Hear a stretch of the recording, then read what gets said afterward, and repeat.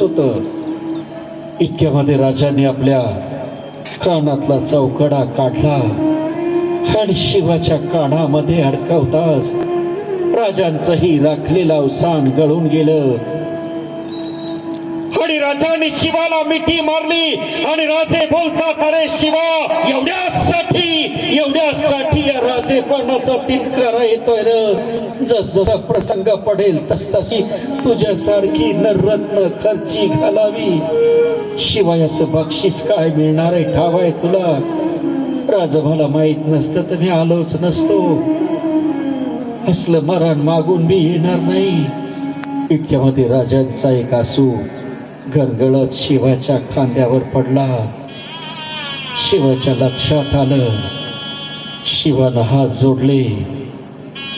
शिव बोलतो, राज म्या मेल्यानंतर खूप जण रडत्या, मी जिवंत असताना तुम्ही रडतासा.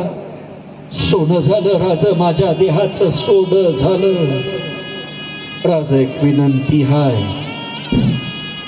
माझी कारभारी नेहमी म्हणायची, कसं दिसत्यात आपलं शिवबराज.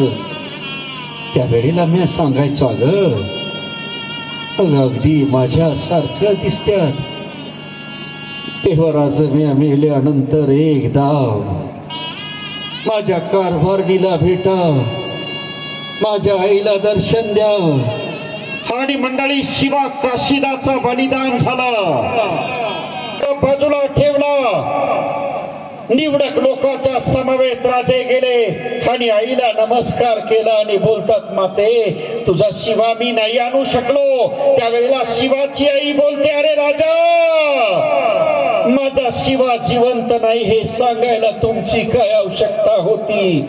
माझा शिवा जर जिवंत असता तर तुमच्या अगोदर पळत आला असता आणि म्हणाला असता, आई, आपलं राजा आलं, तो त्यांना, अरे पांडुरंगा, अशी